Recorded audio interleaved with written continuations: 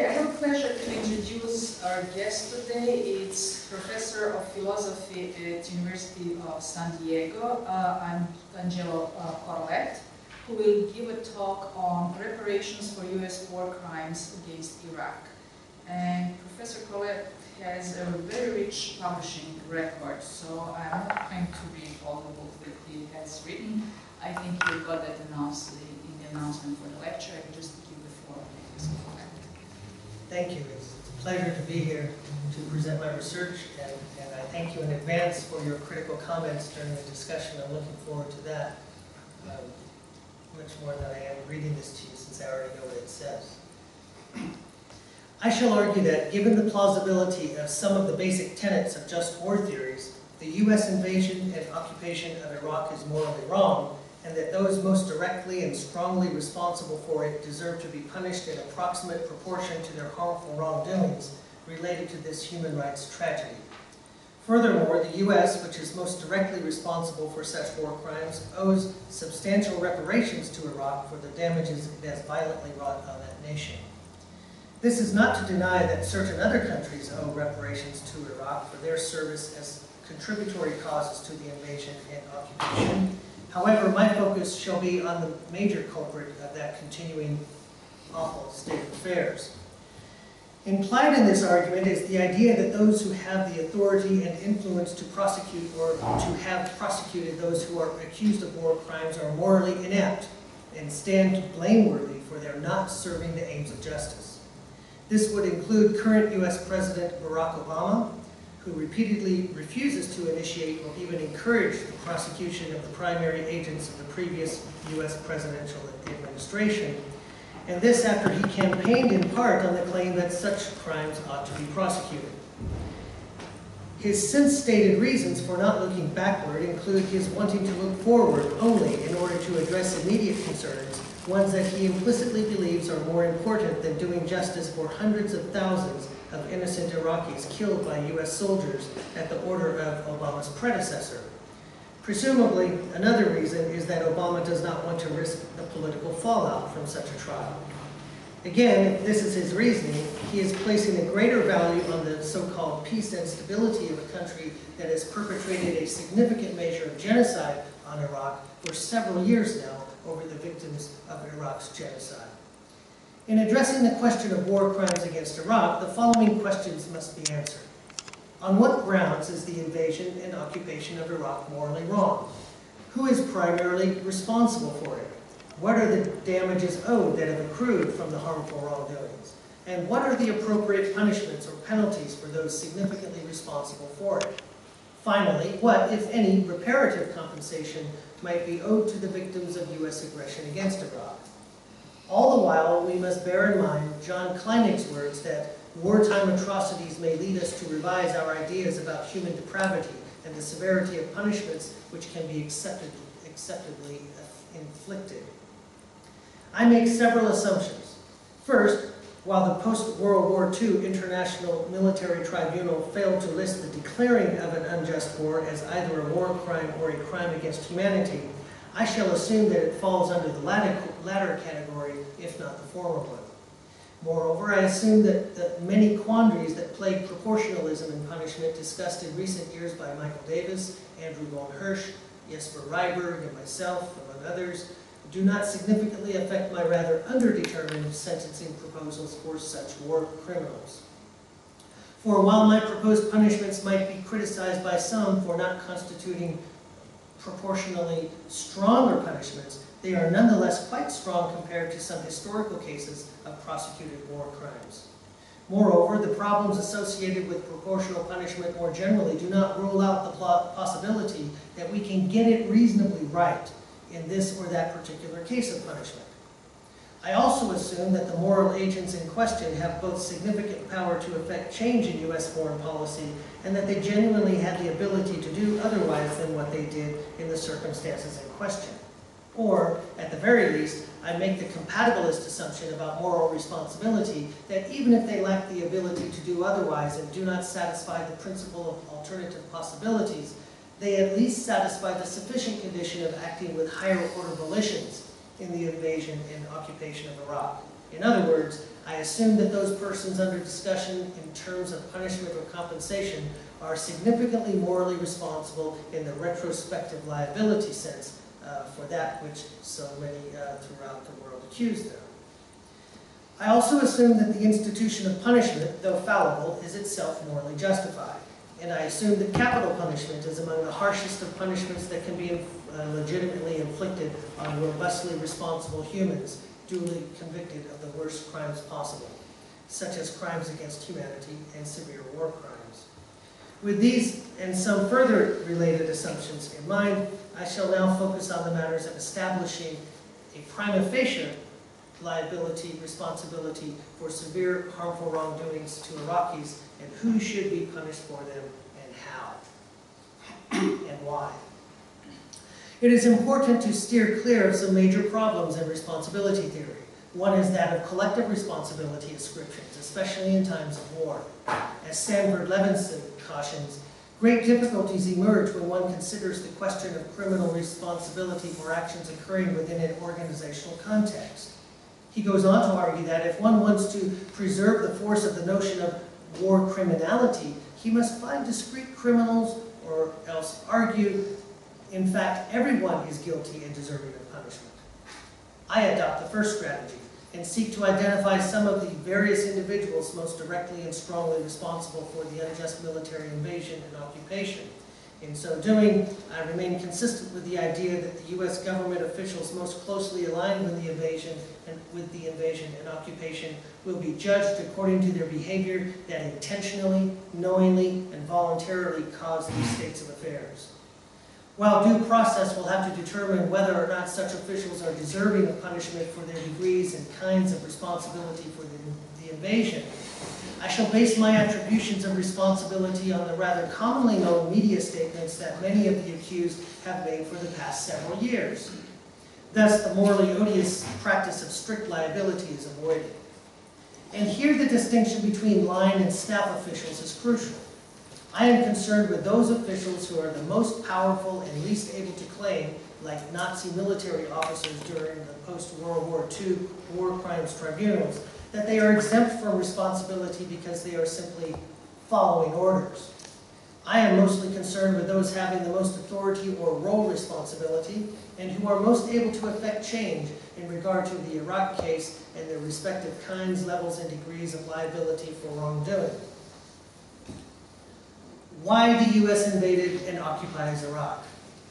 On October 10th, 2002, the U.S. Congress granted power to the U.S. President to declare war, ostensibly because former Iraqi leader Saddam Hussein committed human rights violations and must be punished for them, which he was, because Iraq posed a security threat to the U.S. and that it posed weapons of mass destruction, and because Iraq supported terrorism against the U.S. These constitute the official reasons for the commencement of what was called Operation Iraqi Freedom on 19 March 2003. This is not to deny that there exist, contrary to the admission of U.S. officials, yet other reasons for the invasion. Now let us consider these reasons for invading Iraq. For if such arguments are reasonable, all relevant things considered, then the punishment of war crimes would not apply to the very declaration of war by the U.S. so much as to the processes of the conflict. But if the reasons given for invading Iraq fail to justify it on moral grounds, and if there are indeed inadequate moral grounds for the invasion of Iraq by the U.S., then not only the conduct during the invasion and occupation are condemned and must be punished, but so must the very act of declaring the war in the first place. As noted, the then U.S. President and his administration gave as one of its reasons for invading Iraq that Iraq possessed either weapons of mass destruction or the essential elements for producing and using them. This point is meant to support the idea that Iraq poses a serious threat to U.S. security.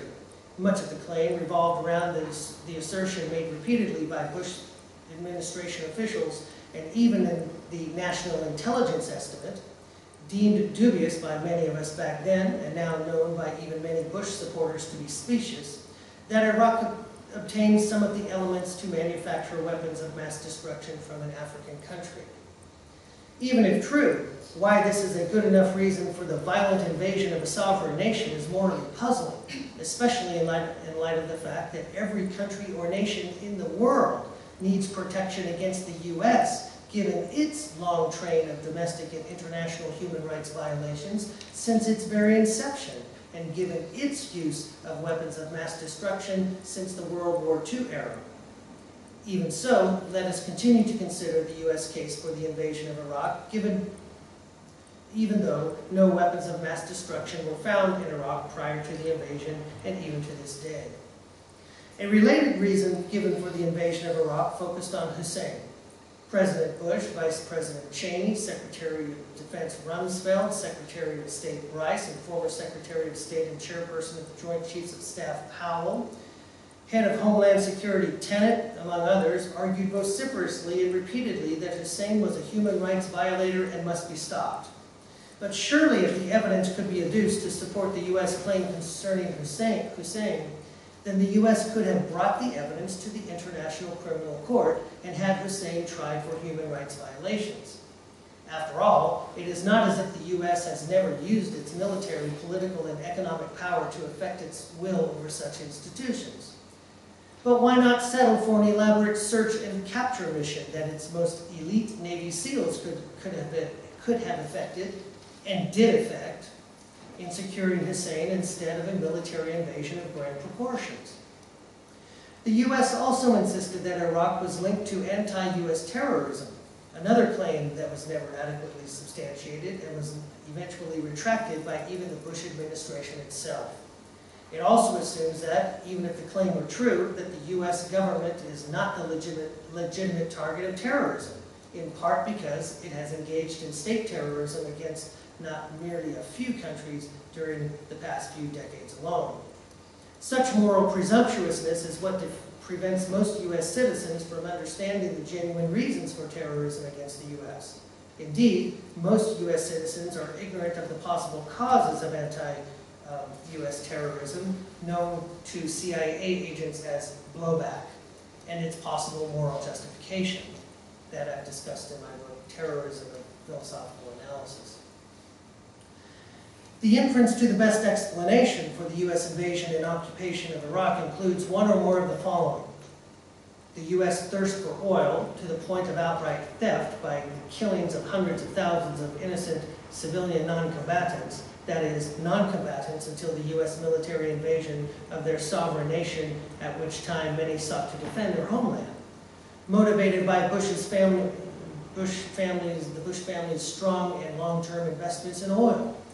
The embarrassment that the terrorism of 9/11 posed to the U.S. political leadership and its desire to create the illusion in the minds of U.S. citizens and others that the U.S. government is doing something in response to 9/11. And of course, the official plans to invade Iraq crafted and adopted during the end of the Clinton administration, signed into policy by former President Clinton. Many believe that a Bush family vendetta against Hussein fueled the invasion, though I shall not give this point attention for reasons of charity. For even on a charitable interpretation, it is clear that the reasons given publicly for the invasion are morally dubious. Still others believe that the protection of Israel in the Middle East is important to U.S. interests in the region, a point that is disputed by some experts on U.S. Middle East policy. Let us bear in mind that Osama bin Laden made it crystal clear that the primary reason for the 9/11 attacks, to which the invasion and occupation of Iraq was a U.S. response, was due to the U.S.'s support of Israel. Was the U.S. invasion and occupation of Iraq morally justified?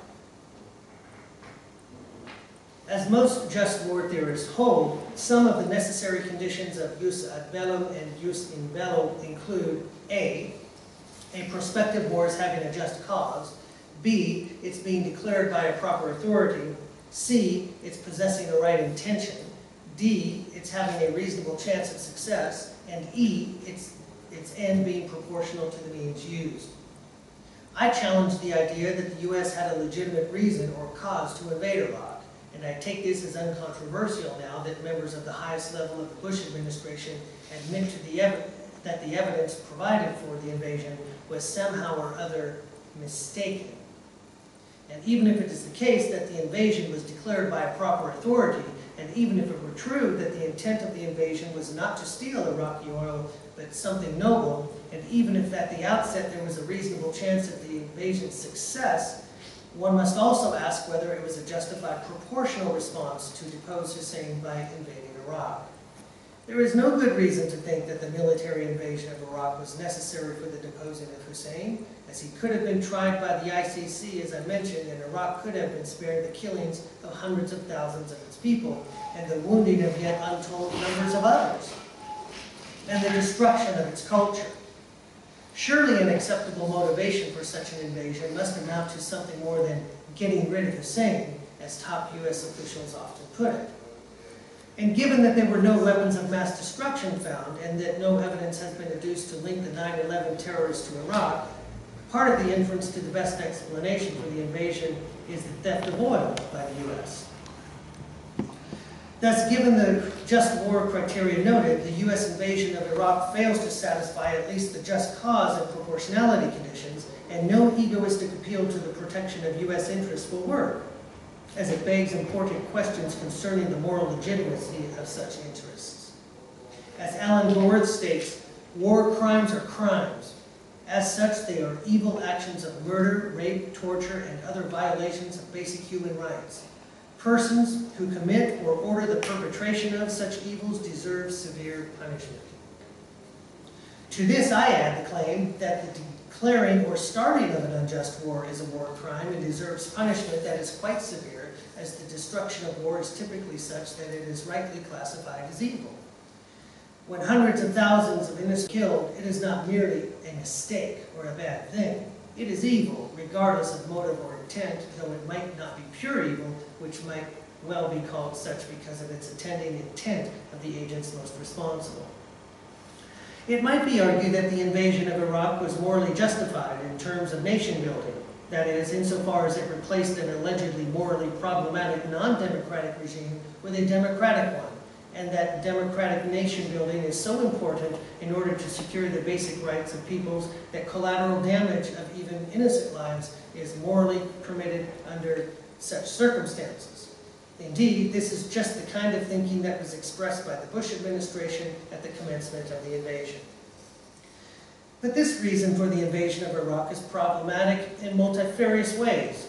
First, even if the U.S. rectified its evil past in order to avoid the moral hypocrisy attending its intervention into the affairs of another sovereign state, it is unclear that the hard paternalism inherent in such deposing of other governments that are not democratic is morally justified, as such a standpoint runs afoul of all sorts of difficulties, not the least of which includes violations of national sovereignty, including acculturation. In short, the alleged democratic rights that the invasion is said to install in the new so-called democratic regime in Iraq are achieved at the cost of hundreds of thousands of innocent Iraqi lives, not to mention the basic Iraqi right to sovereignty, including the right to choose one's own form of government as one sees fit. If it is true that Iraq is guilty of human rights abuses, then reform from within, not replacement from without, of its government might be in order, and punishment of those most directly and strongly responsible for those abuses must be administered according to due process. No hard paternalistic view of what is so-called best for Iraqis, according to westernized standards, works here. Moreover, it must not be presumed that democracy is the best or even a good form of government. We might recall the blistering critique of democracy by Socrates in Plato's Republic. Here, history is our wisest teacher, and it tells a horrific story of human rights abuses by the U.S. from its very inception, even to this day, both domestically and globally. Furthermore, as I stated earlier, even if the preceding problems can be averted, the invasion and occupation of Iraq is hardly a proportional response to a non-democratic government. It is, in short, morally absurd to think that the installation of democracy justifies the killing of so many Iraqi civilians. Thus, the argument from democratic nation building amongst non-democratic nations or countries does not work. Responsibility for the invasion and occupation of Iraq. In light of the fact that the invasion of Iraq was morally unjustified, those Who is to be held accountable for it, and how ought they to be punished or otherwise sanctioned? Many would argue that the trial of such war criminals ought to take place at the ICC, or an International War Crimes Tribunal, as I suggested. Congruent with the ICC's request that each country or nation take it upon itself to handle such matters appropriately, so that the ICC is seen as a court of last resort in such matters as war crimes and crimes against humanity, I shall argue that citizens of the U.S. approach the U.S. war crimes in Iraq in the following manner. They must first bring formal charges against the officials most responsible for the invasion and make them face trial in a U.S. federal court.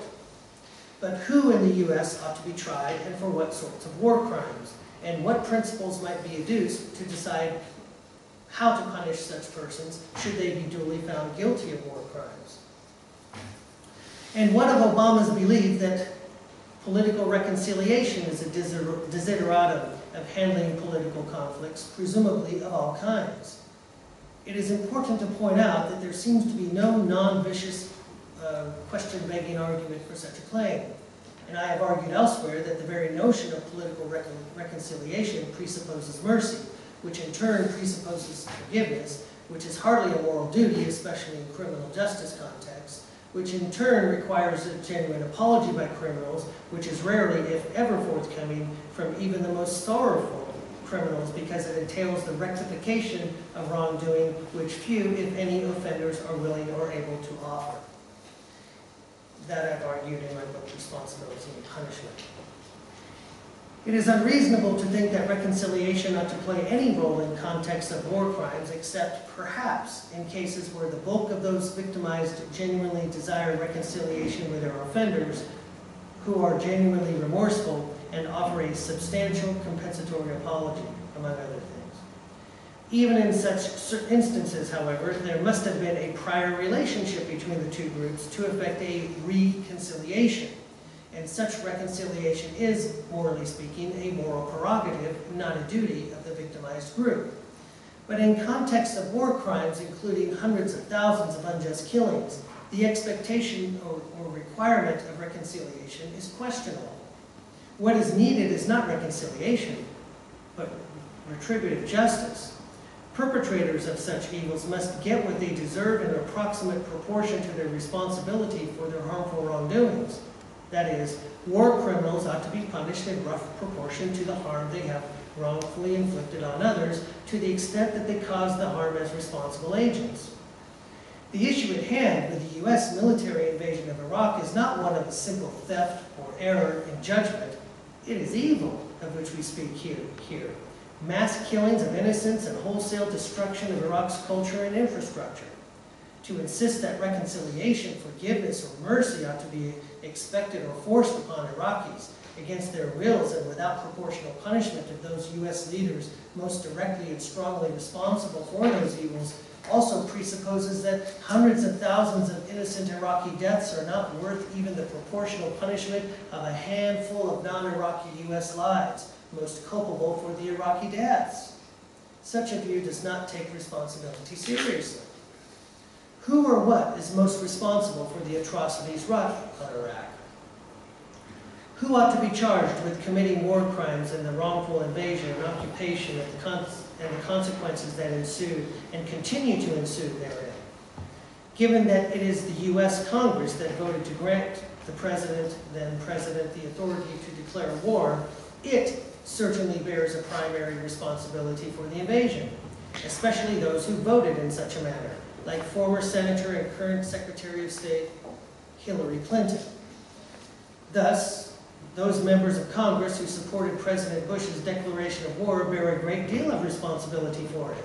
If not for their support, the invasion would not have occurred, at least not legally. Their recent claims that they were misled do not excuse them for not requiring better reasons to invade Iraq. They are formally educated persons who ought to know good reasons for poor ones, and had they actually listened to the voices of dissent in the U.S. and throughout the world, and not been blinded by the shock and awe of 9/11, and had they exercised sufficient epistemic and moral responsibility regarding this matter of life and death, as did Representative Maxine Waters and a few others, They should have seen that the arguments provided for the invasion were clearly unsound, and that the authority they were granting at the time to the president would very likely lead to the invasion in question. So they must be tried for war crimes of the most horrible kind, effectively approving or supporting a conflict that will essentially be violent and result in death and destruction of many innocents.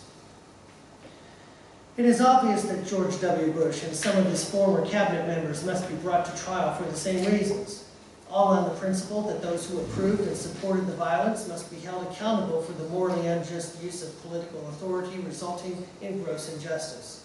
For they are those who have the most power to effect change in this set of circumstances. Moreover, they are responsible to the extent that they acted sufficiently intentionally, knowingly, and voluntarily in doing what they did to cause the harmful wrongdoings associated with the invasion. And no refusal to listen to dissenting voices serves as an excuse for their ordering or otherwise effecting an unjust military invasion. But are there others beside the congressional members and the president and some of his members of cabinet who ought to be charged and tried for war crimes? What of former U.S. President Bill Clinton, who has said signed into policy the invasion of Iraq at some point soon on after his presidency? Those like Nicholas Callio, who lobbied Congress to approve the war resolution, bear primary responsibility also, as well as those in the highest level of the Pentagon, whether or not they really wanted to go to war, ought to be charged and tried in order to discover the precise level of their involvement and accountability. My impression is that some of them would in varying degrees be found strongly responsible for the atrocity. However, one ought not to forget about certain highest level business leaders, such as those at Halliburton and several other U.S.-based businesses as Blackwater USA, now renamed Z, who are complicit in the invasion and occupation. They too must be charged and tried for aiding and abetting or otherwise supporting substantially the committing of war crimes in their involvement in Iraq. Their punishments, if found guilty, must fit their crimes. Of course, there is the question of further military moral responsibility for war crimes in Iraq, given that there are currently no conscripts in the U.S. military. A presumptive case for the responsibility of U.S. troops is justified, though to some extent the responsibility is mitigated on a case-by-case basis due to the strict authoritative military hierarchy that delimits moral responsibility in such contexts. Yet such factors are less relevant, it seems, in cases where military troops are privately contracted by the U.S. and seem unaccountable to U.S. military rules, as are regular U.S. military personnel.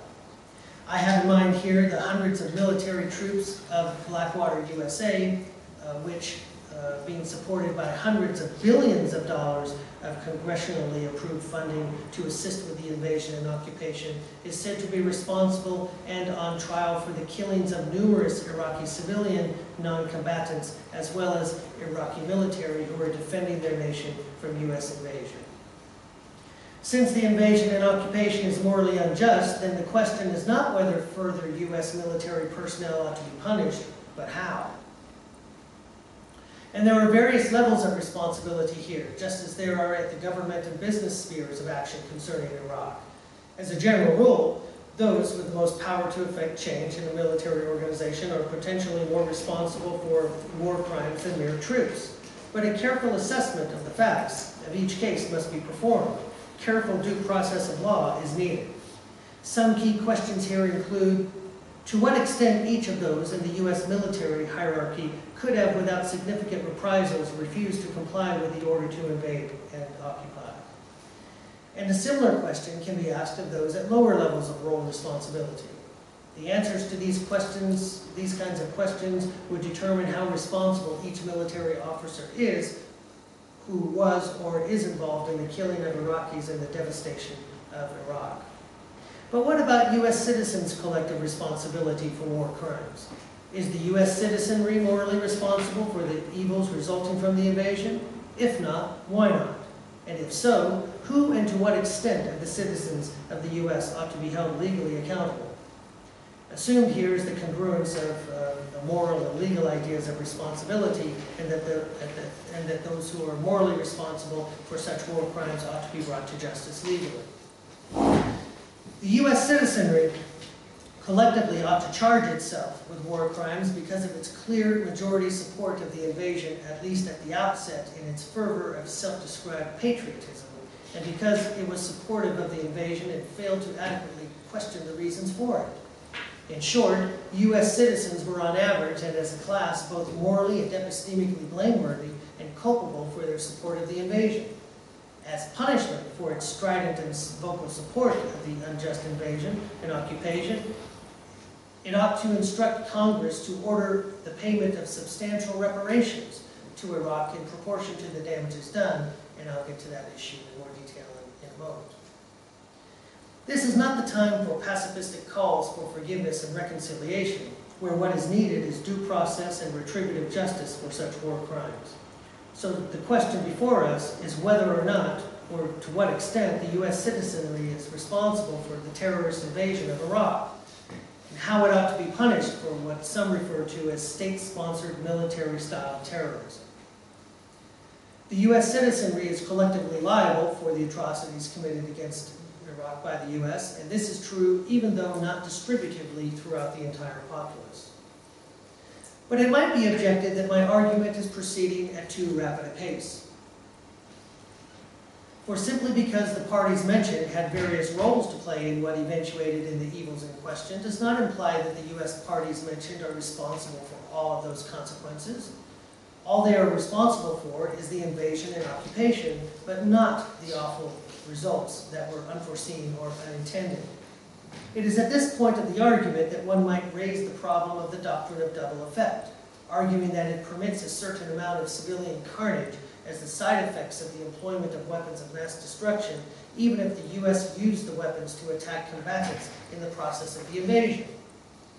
Briefly, the law states that one is sometimes permitted knowingly to bring about or permit a side effect of one's actions, something which it would be absolutely impermissible to bring about or permit deliberately as an end or as a means. That's a quote from Thomas Nagel. Thus those most responsible for the invasion or not, it is urged, responsible in the requisite sense for the collateral damage against innocent Iraqis. Now it is fair to ask how reasonable it is to think that anyone declaring a military assault can expect to not harm innocents in significant ways, especially when weapons of mass destruction are used.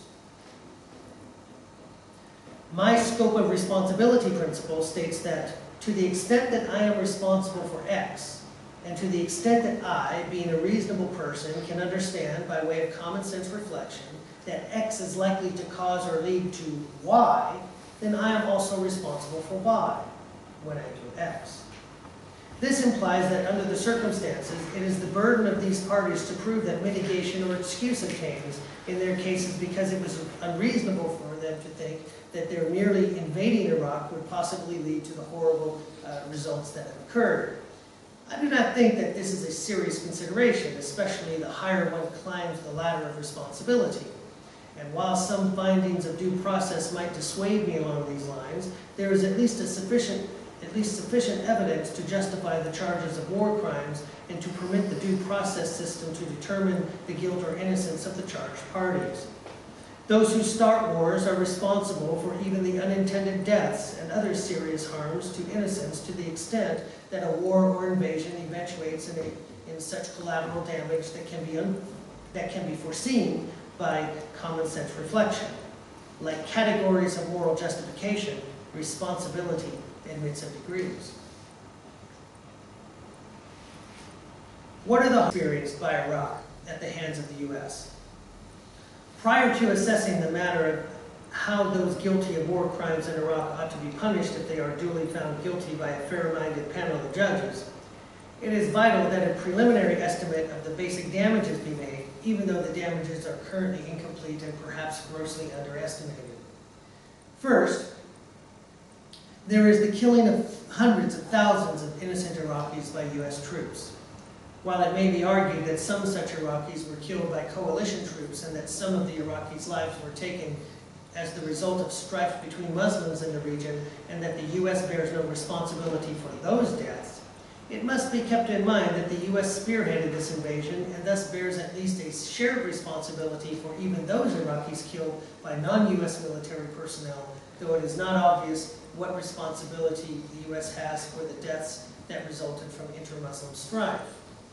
Further, while some might argue that those Iraqis who engaged U.S. troops in military combat ought to be counted among the innocent, it must be borne in mind that the U.S. chose to, against the advice of most of the world, invade Iraq. And given that the invasion is morally unjust, Iraqis clearly had a moral right to self-defense against U.S. imperialist aggression. As John Rawls argues, unjust wars imply rights to self-defense of combatants and non-combatants alike by those in the unjustly attacked country, as well as those who sympathize with them and come to their defense. Assumed here is the truth of the claim that if anything is a moral right, self-defense against violent imperialism is. So the killings of hundreds of thousands of Iraqis is the primary responsibility of the U.S. and cannot plausibly be denied or distributed to others. Moreover, the very idea of reconciliation, forgiveness or mercy toward the U.S. in this case is a sign of a lack of moral courage to do what justice requires, as I mentioned earlier.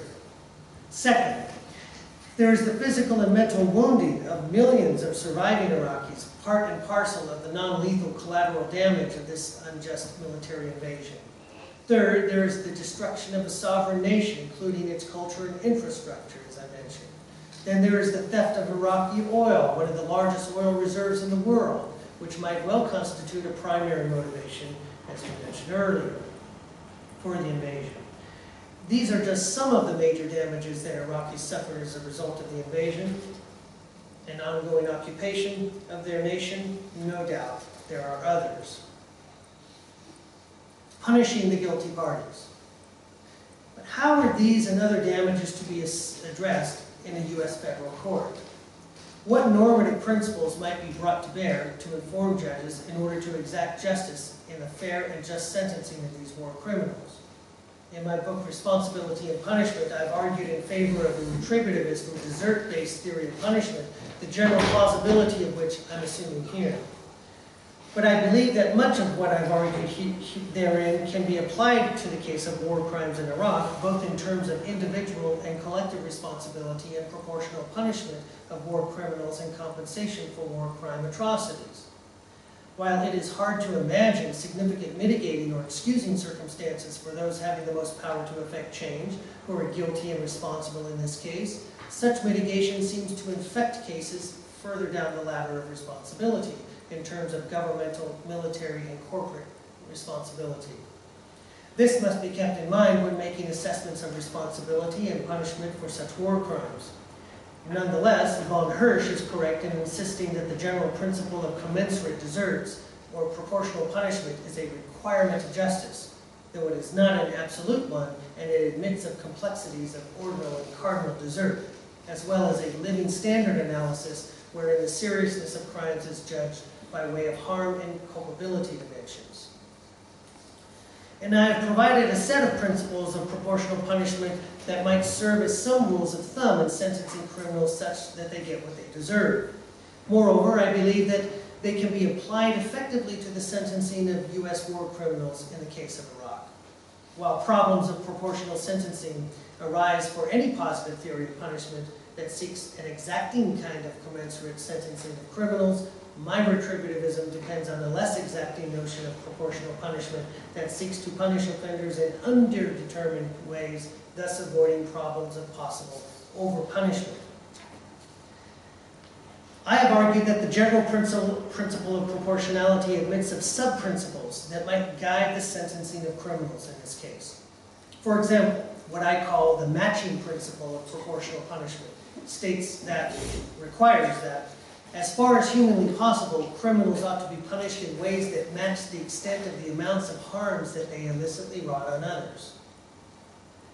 Punishment is hardly a science, but moral intuition and reasonableness must be our guide, must guide our application of plausible principles in determining how those guilty of the war crimes in question ought to be punished. Unless excusing or mitigating circumstances can be proven beyond reasonable doubt, it is reasonable to think that those with the greatest power to decide to invade Iraq deserve the harshest of sentences, while many soldiers and the remaining citizenry in the U.S. deserve far milder penalties, at least because of the government's success in duping most of them about the evidence for war and due to their generally being inadequately educated with a critical consciousness to recognize such trickery and fallacies when they arise. Here the words of John Rawls are helpful. As for soldiers of the outlaw state, in this case that's the U.S., leaving aside the upper ranks of an officer class, they, like civilians, are not responsible for their state's war.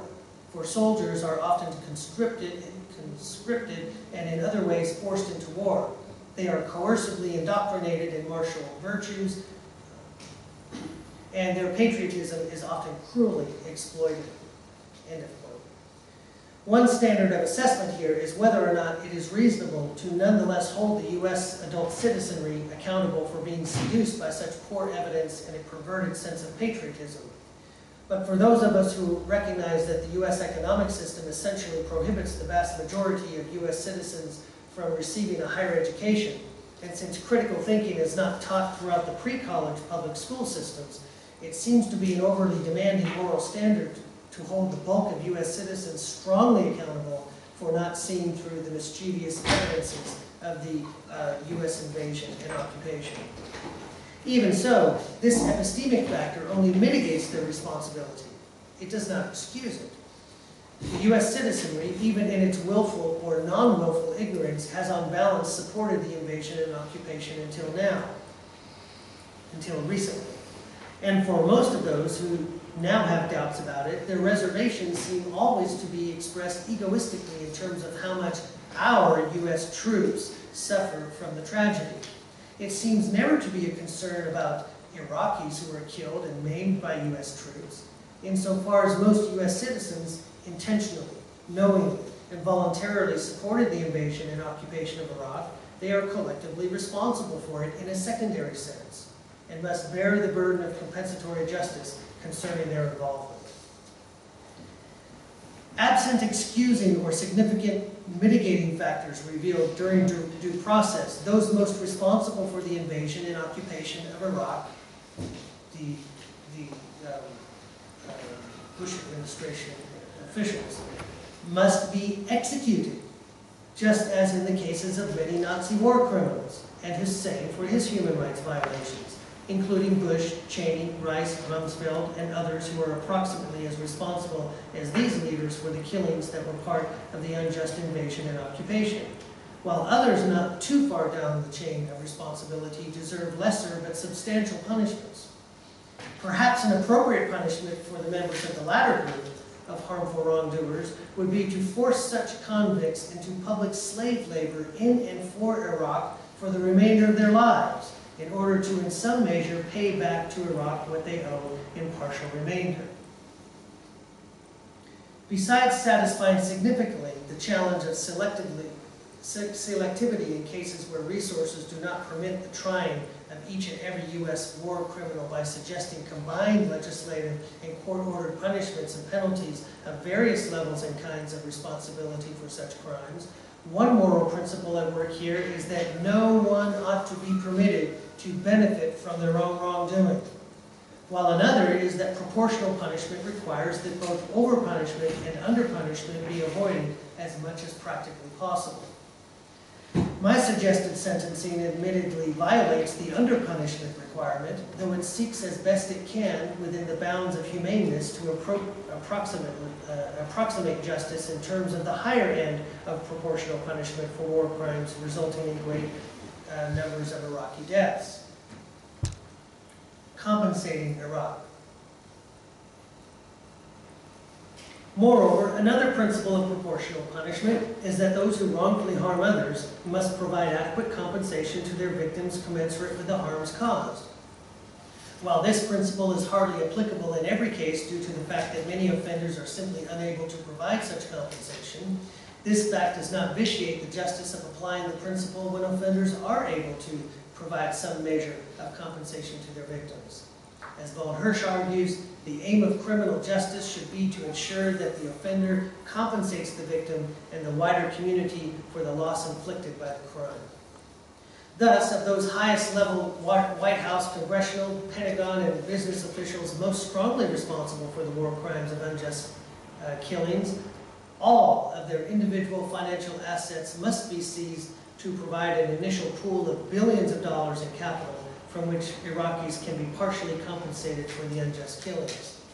Those who attempt to or assist in the attempt to wrongfully hide or transfer such assets, either immediately prior to or after the charges made against the offenders, would be tried for obstruction of justice, and if convicted would face mandatory and severe punishment because it is a capital case they're obstructing.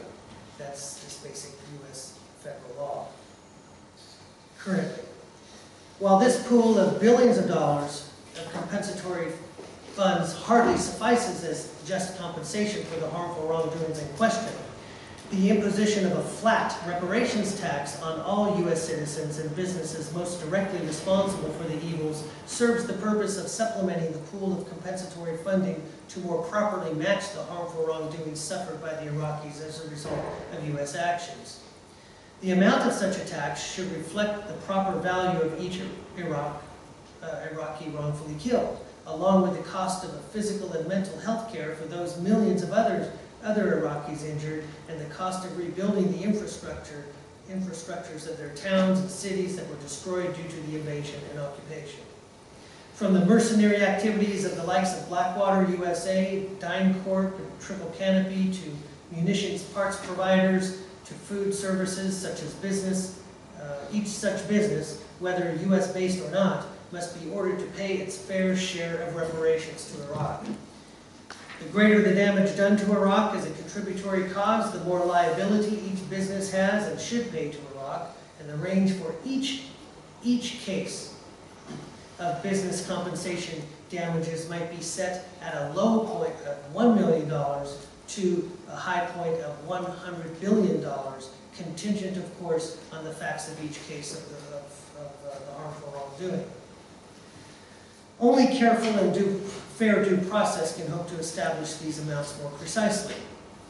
While there is a real sense in which even these reparations taxes, along with the complete asset seizures and public executions of Bush, Cheney, Rumsfeld, Rice, Wolfowitz, and some others, fails to do sufficient justice in matching the harms suffered by Iraq at the hands of the U.S., it does represent an unprecedented ruling of justice, if it came about, relative to the U.S., and a continual reminder to U.S. citizens, government, military, and business officials that justice demands the respecting of other innocent people's lives and cultures, and that the selection of political and business leadership is far more important than the typical U.S. citizen is led to believe.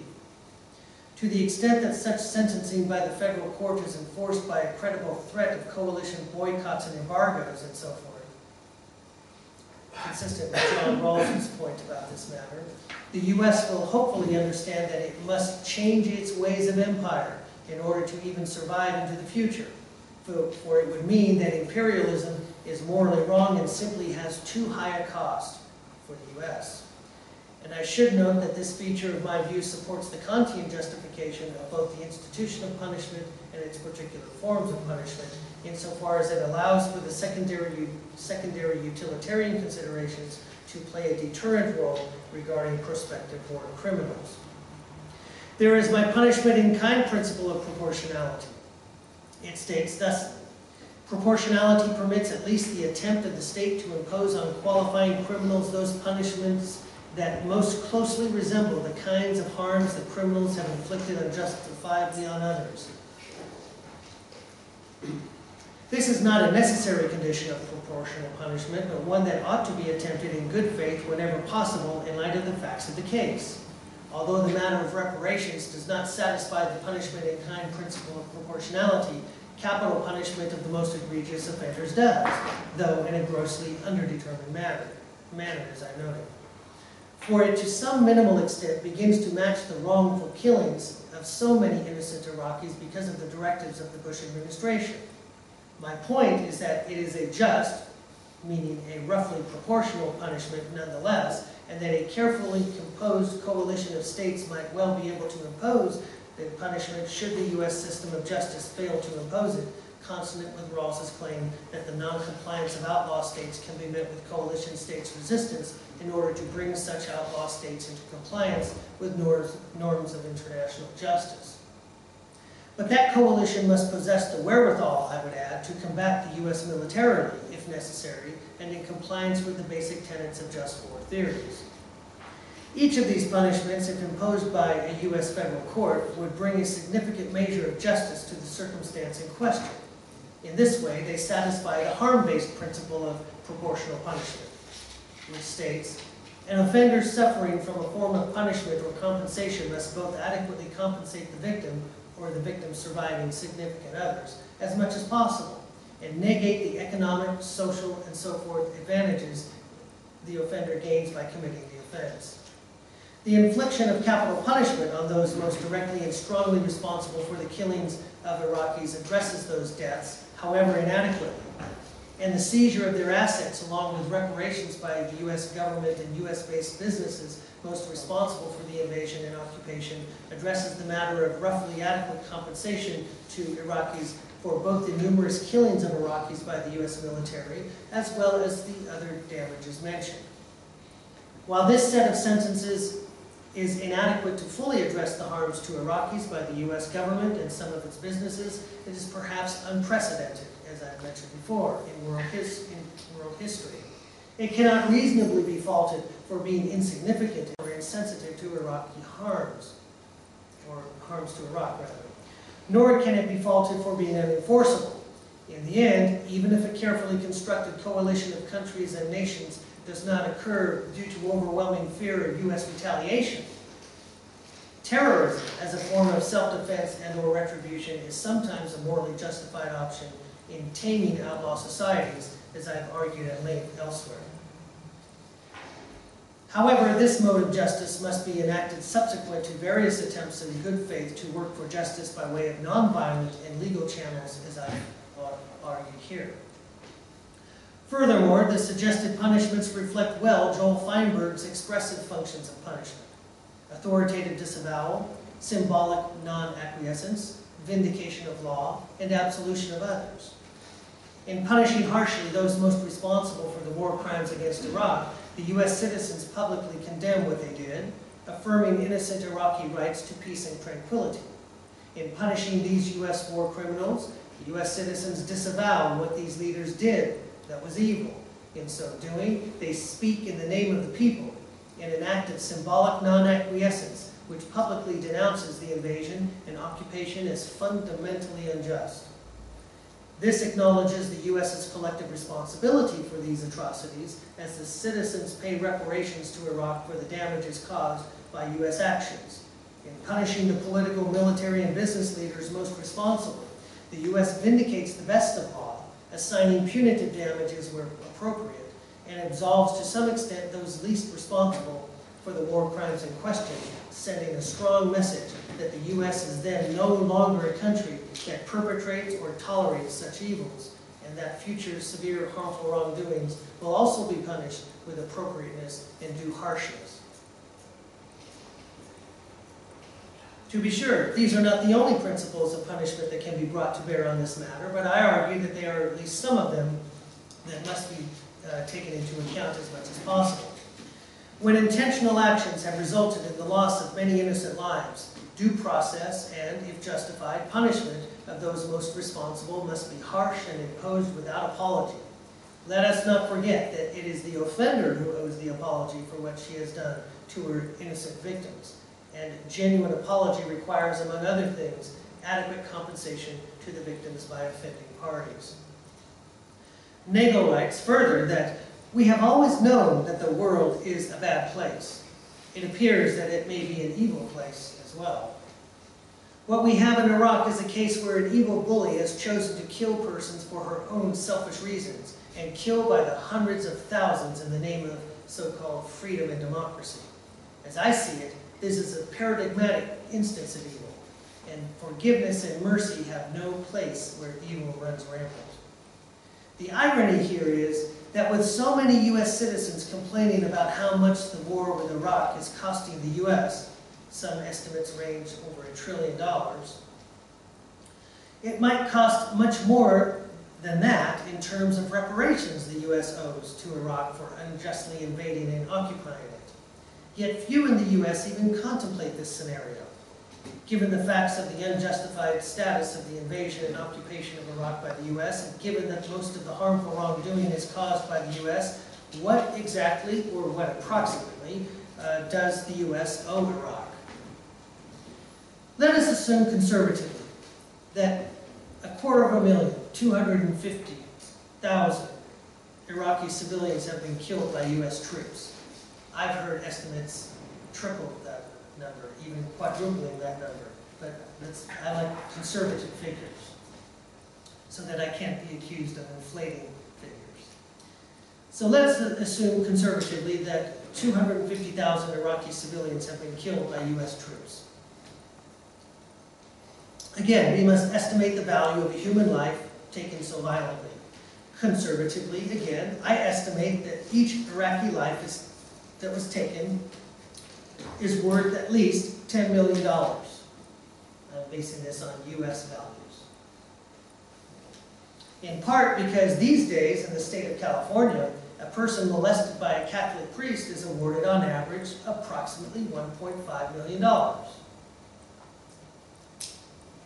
And many wrongful death cases draw far more than $20 million each. So $10 million for each Iraqi life taken, innocent life taken, is moderate. It's moderate. Are we to assume that Iraqi lives are worth any less than what a typical U.S. life would be worth in comparison to the value of a, say, priestly molestation or a wrongful death case? On the assumption that the answer to this question is negative, we can then calculate approximately what the U.S. owes to Iraq for the Iraqi lives taken, and it would be at least $2.5 trillion. But there is also the matter of the destruction of virtually the entire Iraqi infrastructure, mostly by the U.S., and the destruction of the Iraqi civilization and culture. There is also the matter of the U.S. needing to clean up all of its war toys and take them home where they belong, for they surely don't belong in Iraq. The cleanup efforts alone would cost the U.S. billions and years to accomplish.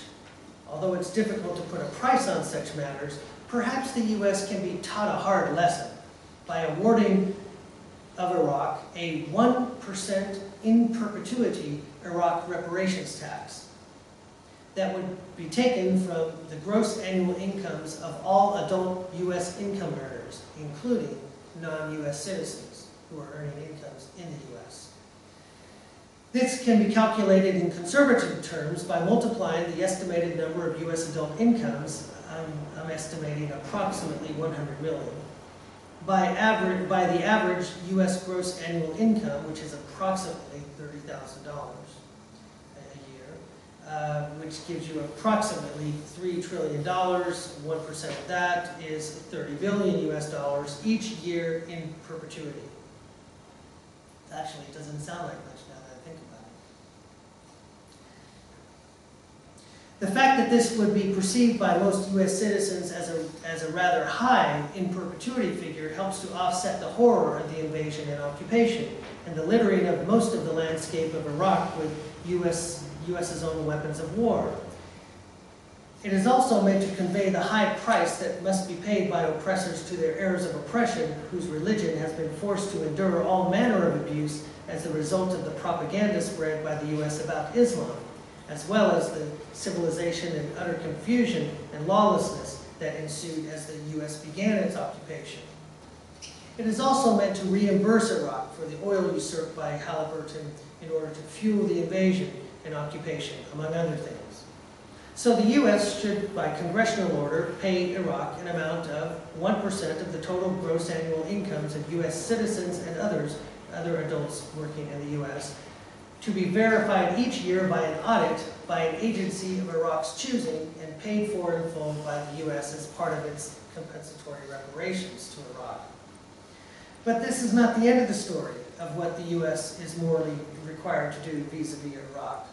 The aforementioned reparations are based on the assumption that the U.S. is required to vacate completely Iraq within 2 years, a promise made by U.S. President Barack Obama as he campaigned for office. As a genocidal invader, the U.S. has no moral right to be in Iraq, and it must use the 2 years to attempt in good faith to restore, at U.S. expense, Iraq to its former conditions prior to the invasion, to the satisfaction of Iraqis.